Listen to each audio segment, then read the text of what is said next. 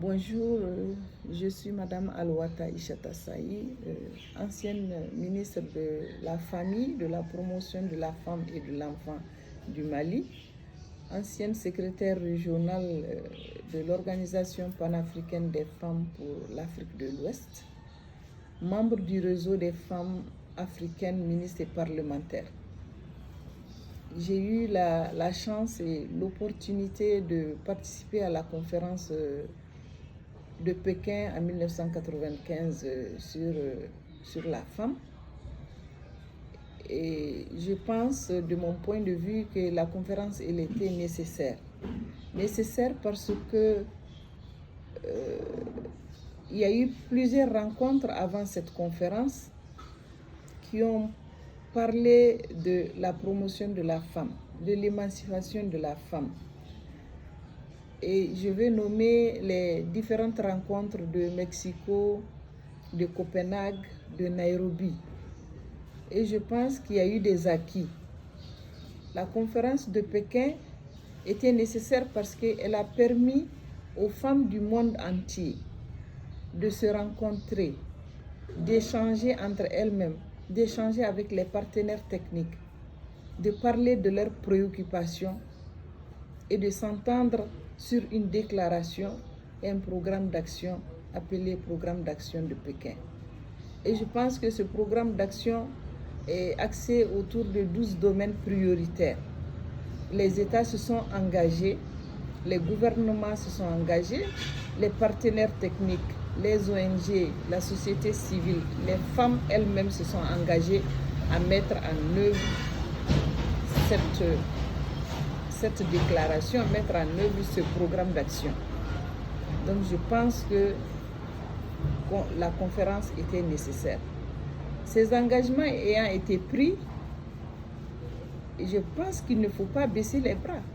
Après l'engagement fait à Pékin, il faut aller à la mise en œuvre de ce programme.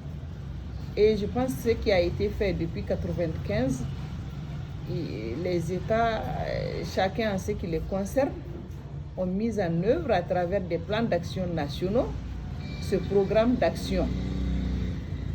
Et il y a eu des évaluations sur le plan international, aussi bien que sur le plan africain, en 2000, en 2005, en 2010, 2015 et 2020. Et je pense qu'il y a eu des acquis, des progrès ont été faits.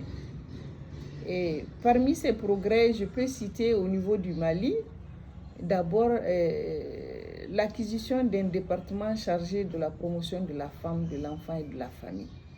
Ce qui nous a permis quand même de mettre en œuvre ce programme autour des axes prioritaires et d'avoir des acquis sur les droits en matière de santé, en matière d'éducation, en matière de scolarisation des filles, en matière d'accès aux fonciers, d'accès au crédit et d'accès aux postes nominatifs et électifs. Mais tous ces acquis sont insuffisants à mon avis, et beaucoup reste à faire. Le chemin est encore plein d'embûches.